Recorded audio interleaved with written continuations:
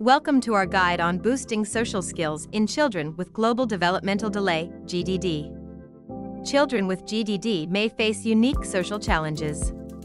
These can include difficulty making friends, understanding social cues, and participating in group activities. Here are some practical tips to help your child improve their social skills. Structured playdates.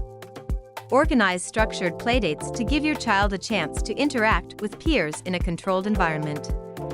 Role-playing games. Use role-playing games to practice social scenarios and appropriate responses. Positive reinforcement. Always use positive reinforcement to encourage and reward social interactions. Visual aids. Utilize visual aids like social stories to teach social norms and expectations. Model behavior. Model social behavior yourself.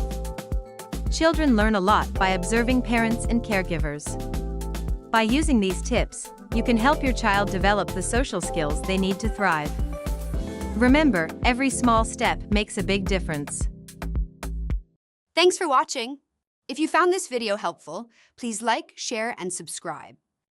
For further questions and inquiries, you may contact us at 65646533 or 8614-7651 or visit www.cognitive.com.sg.